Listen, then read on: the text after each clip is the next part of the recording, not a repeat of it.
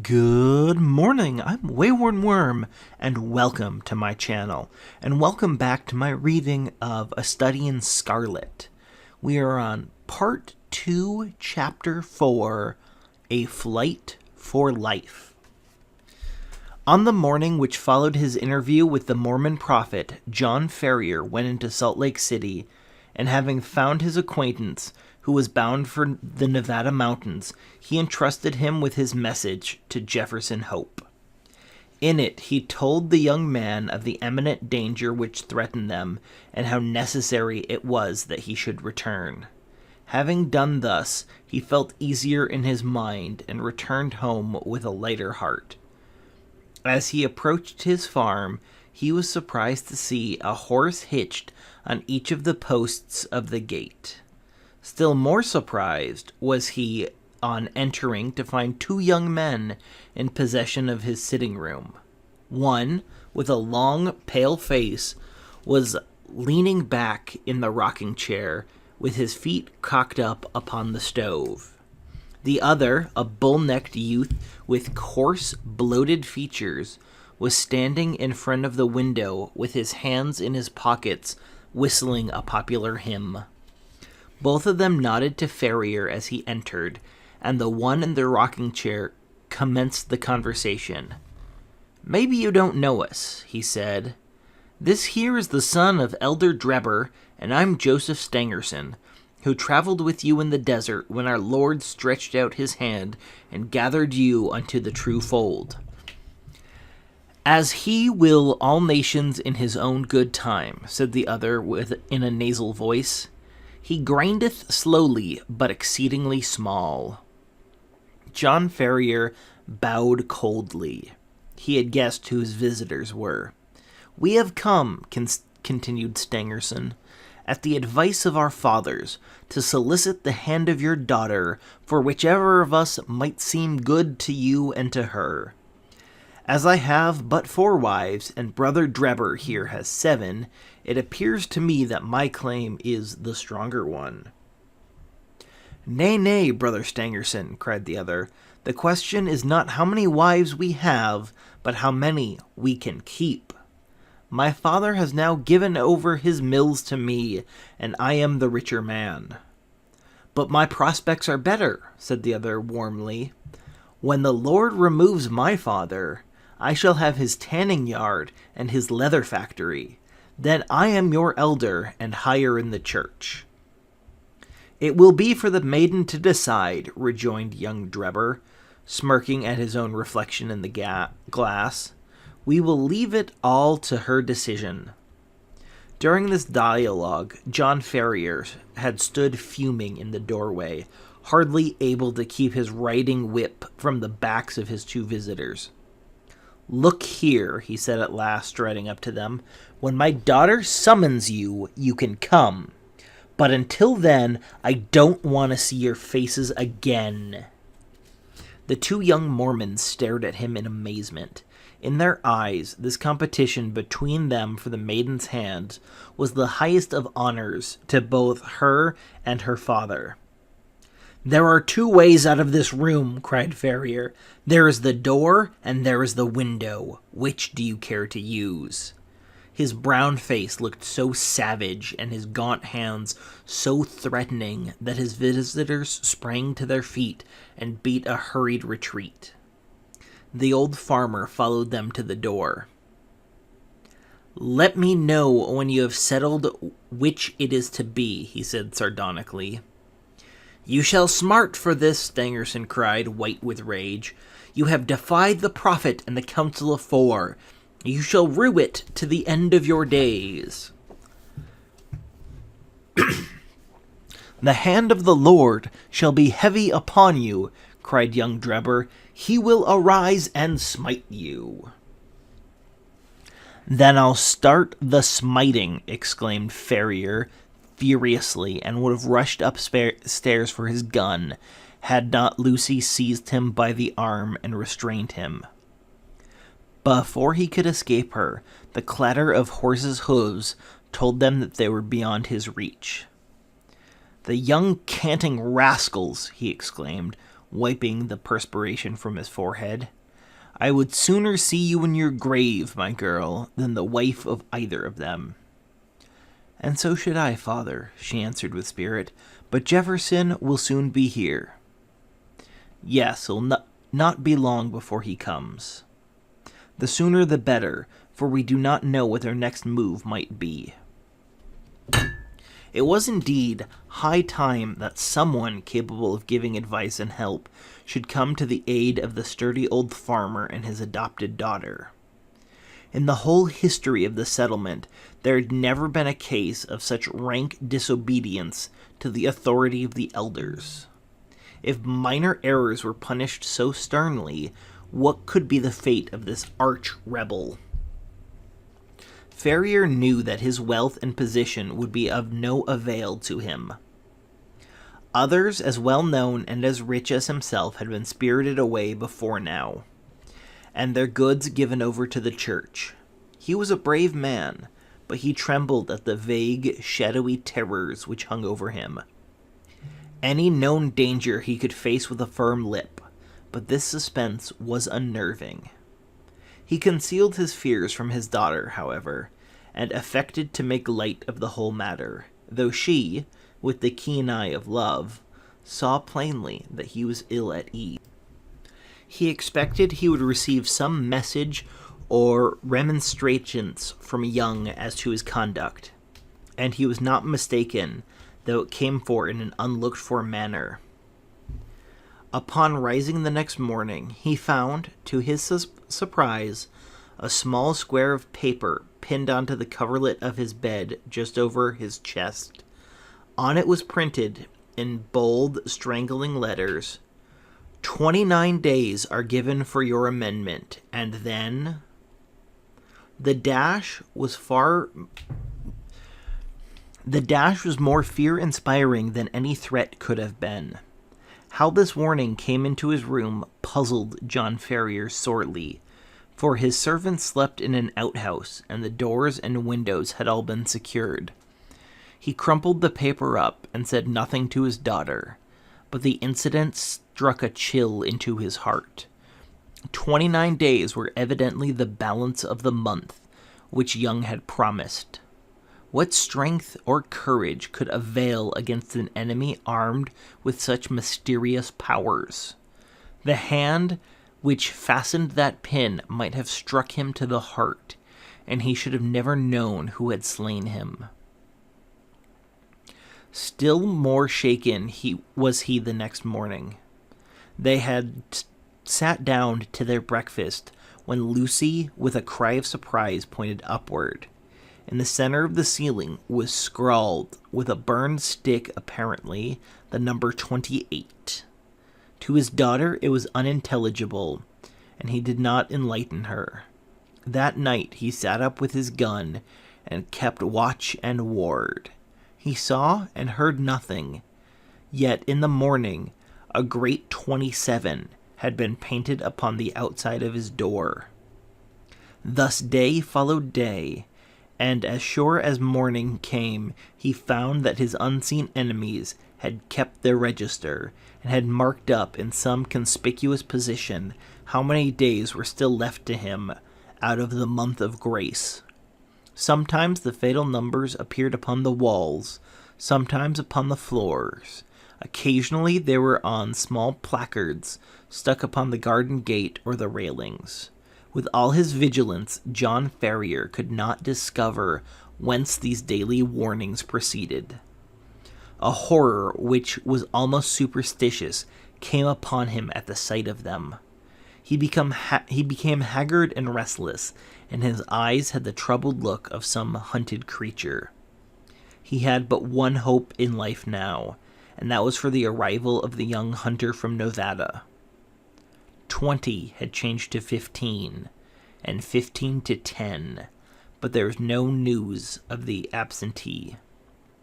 One by one, numbers dwindled down, and there still came no sign of him. Whenever a horseman clattered down the road, or a driver shouted at his team, the old farmer hurried to the gate, thinking that help had arrived at last. At last, When he saw 5 give way to 4, and that again to 3, he lost heart and abandoned all hope of escape. Single-handed, and with his limited knowledge of the mountains which surrounded the settlement, he knew that he was powerless. The more frequented roads were strictly watched and guarded, and none could pass along them without an order from the council. Turn which way he would, there appeared to be no avoiding the blow which hung over him. Yet the old man never wavered in his resolution to part with life itself before he consented to what he regarded as his daughter's dishonor. He was sitting alone one evening, pondering deeply over his troubles, and searching vainly for some way out of them. That morning had shown the figure 2 upon the wall of his house, and the next day would be the last of the allotted time. What was to happen then? All manner of vague and terrible fancies filled his imagination. And his daughter, what was to become of her after he was gone? Was there no escape from the invisible network which was drawn all round them? He sunk his head upon the table and sobbed at the thought of his own impotence. What was that? In the silence he heard a gentle scratching sound, low, but very distinct in the quiet of the night. It came from the door of the house. Ferrier crept into the hall and listened intently. There was a pause for a few moments, then the low, insidious sound was repeated. Someone was evidently tapping very gently upon one of the panels of the door. Was it some midnight assassin who came to carry out the murderous orders of the secret tribunal? Or was it some agent who was marking up that the last day of grace had arrived? John Ferrier felt that instant death would be better than the suspense which shook his nerves and chilled his heart. Springing forward, he drew the bolt and threw the door open. Outside, all was calm and quiet. The night was fine, and the stars twinkling brightly overhead. The little front garden lay before the farmer's eyes, bounded by the fence and gate. But neither there nor on the road was any human being to be seen. With a sigh of relief, Ferrier looked to the right and to the left, until happening to glance straight down at his own feet, he saw to his astonishment a man laying flat upon his face on the ground, with arms and legs all asprawl. So unnerved was he at the sight, he leaned up against the wall with his hand to his throat to stifle his inclination to call out.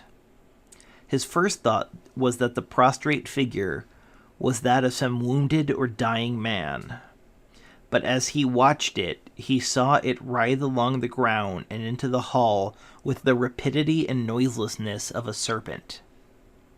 Once within the house, the man sprung to his feet, closed the door, and revealed to the astonished farmer the fierce face and resolute expression of Jefferson Hope.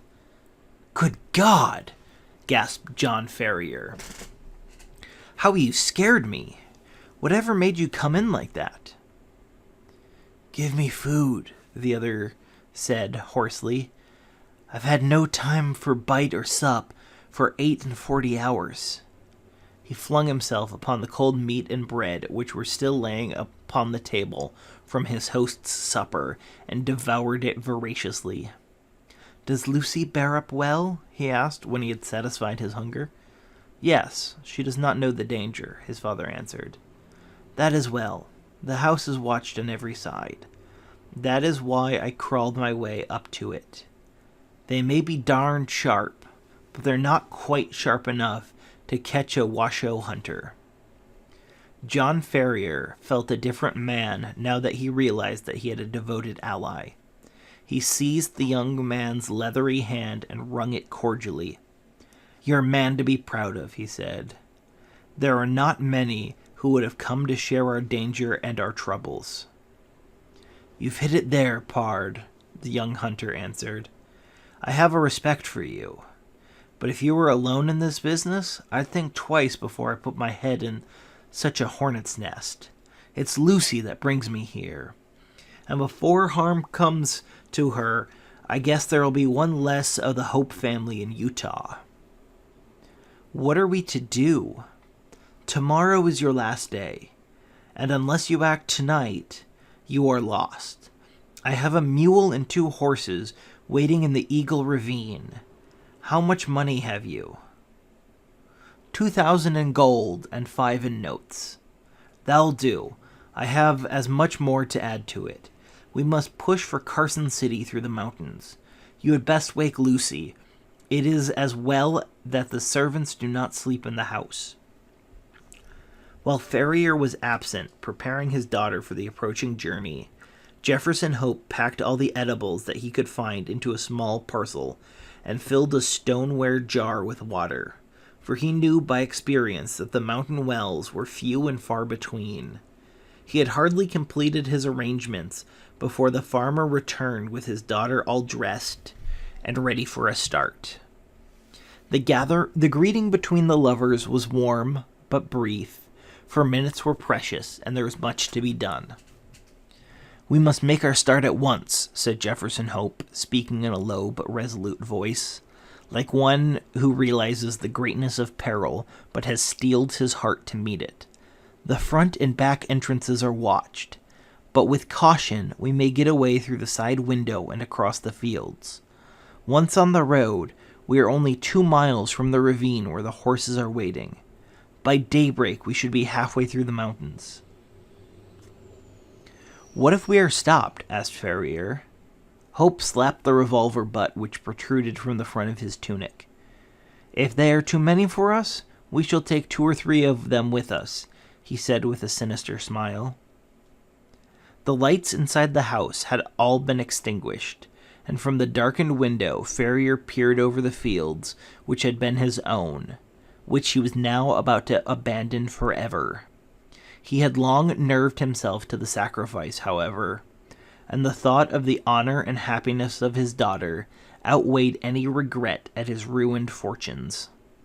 All looked so peaceful and happy, the rustling trees and the broad silent stretch of grainland, that it was difficult to realize that the spirit of murder lurked through it all. Yet the white face and set expression of the young hunter showed that in his approach to the house he had seen enough to satisfy him upon that head. Ferrier carried the bag of gold and notes. Jefferson Hope had the scanty provisions and water, while Lucy had a small bundle containing a few of her more valued possessions. Opening the window very slowly and carefully, they waited until a dark cloud had somewhat obscured the night, then one by one passed through the little garden. With bated breath and crouching figures they stumbled across it, and gained the shelter of the hedge, which they skirted until they came to the gap which opened into the cornfield. They had just reached this point when the young man seized his 2 companions and dragged them down into the shadow, where they lay silent and trembling. It was as well that his prairie training had given Jefferson Hope the ears of a lynx. He and his friends had hardly crouched down before the melancholy hooting of a mountain owl was heard within a few yards of them, which was immediately answered by another hoot at a small distance. At the same moment, a vague, shadowy figure emerged from the gap for which they had been making, and uttered a plaintive signal cry again, on which a second man appeared out of the obscurity. "Tomorrow at midnight," said the first, who appeared to be an authority, "when the whippoorwill calls 3 times. "It is well," returned the other. "Shall I tell Brother Drebber?" "Pass it to him, and from him to the others. 9 to 7. 7 to 5, repeated the other, and the 2 figures flitted away in different directions. Their concluding words had evidently been some form of sign and countersign. The instant that their footsteps had died away in the distance, Jefferson Hope sprang to his feet, and helping his companions through the gap, led the way across the fields at the top of his speed, supporting and half carrying the girl when her strength appeared to fail her. Hurry on, he gasped from time to time. We are through the line of sentinels. Everything depends on speed. Hurry on. Once on the high road, they made rapid progress. Only once did they meet anyone, and then they managed to slip into a field, and so avoid recognition. Before reaching the town, the hunter branched away onto a rugged and narrow footpath which led to the mountains. Two dark, jagged peaks loomed over them through the darkness, and the defile which led between them was the Eagle Canyon in which the horses were awaiting them. With unerring instinct, Jefferson Hope picked his way among the great boulders and along the bed of a dried-up watercourse until he came to the retired corner screened with rocks, where the faithful animals had been picketed. The girl was placed upon the mule, and old Ferrier upon one of the horses with his money bag, while Jefferson Hope led the other along the precipitous and dangerous path. It was a bewildering route for anyone who was not accustomed to face nature in her wildest moods. On the one side, a great crag towered up 1,000 feet or more, black, stern, and menacing, with long basaltic columns upon its ragged surface, like the ribs of some petrified monster.